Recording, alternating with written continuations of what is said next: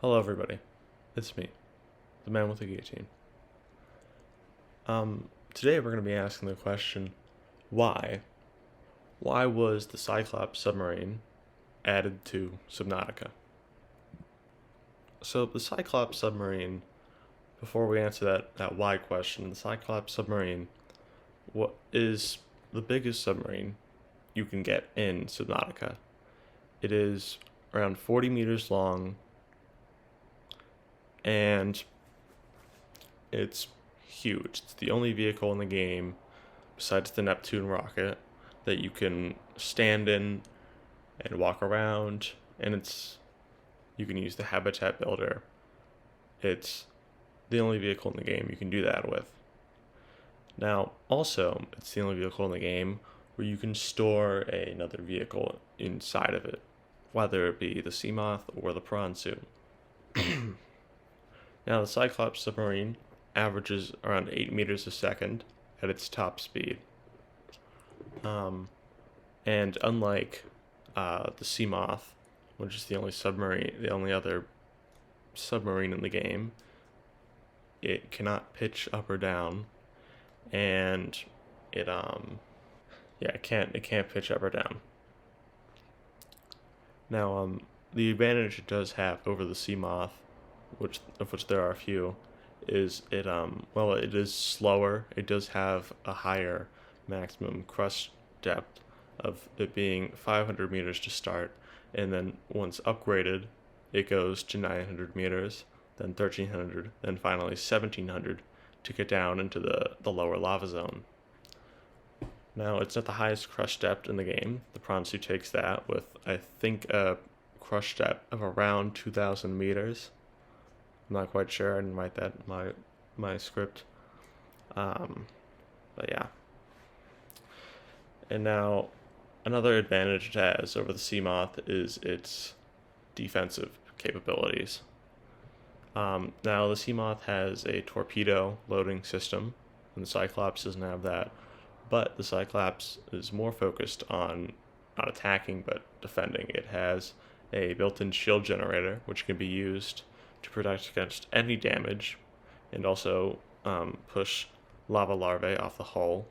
But it does come at a very expensive energy cost, of it costing around 1% energy every second that it's up. And it also has the ability, stock, it has the ability to load in creature decoys.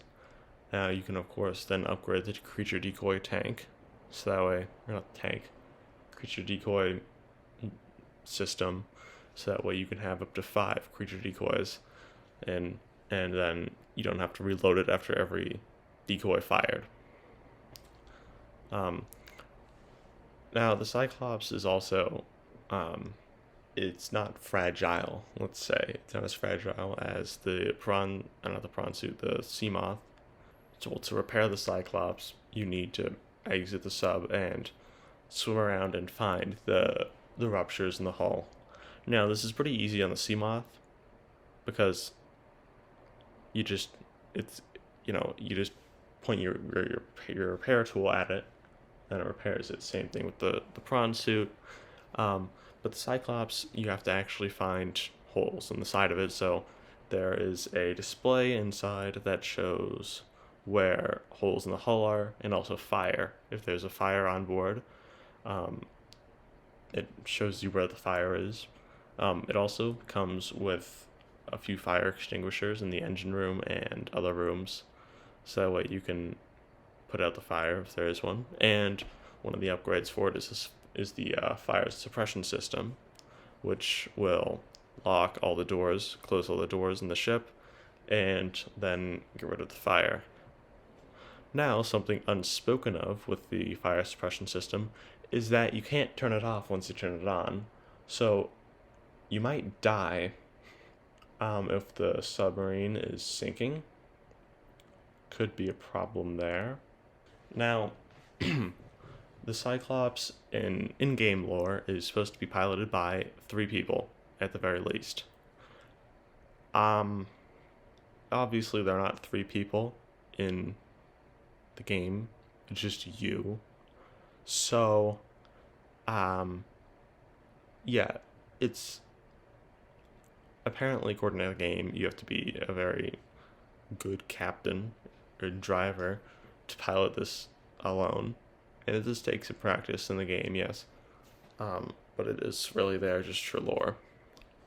Um, Now, what an Easter egg with the Cyclops is that when you board, there is a 1 in like around 1,000 chance that you're Cyclops instead of the usual "Welcome aboard, Captain." There's gonna be you are the best you are the best captain on the planet. I'm not even squidding, which of course is a reference to the fact that you are the only person alive on this planet,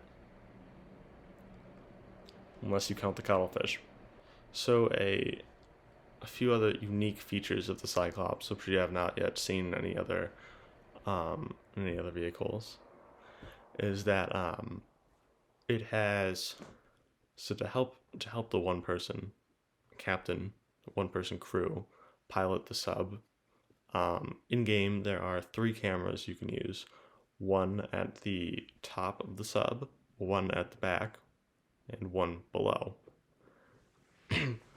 Now, these cameras can be used while navigating tight spaces, such as going down to the lava zone or navigating the safe shallows. Now, another feature that is there to help the pilot of the submarine is the noise suppression system, the brake for silent running system. Um, Now, when that is activated, the sub will move slower, um, and it'll use a little bit more energy, but no creatures will be able to hear you.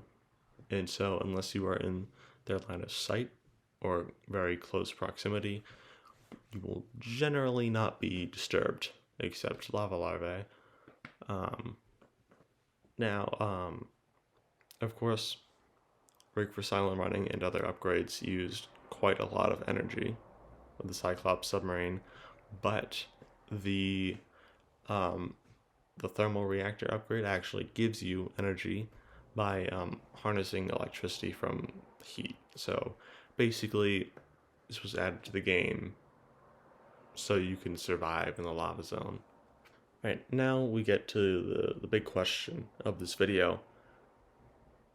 What was the purpose of the Cyclops submarine?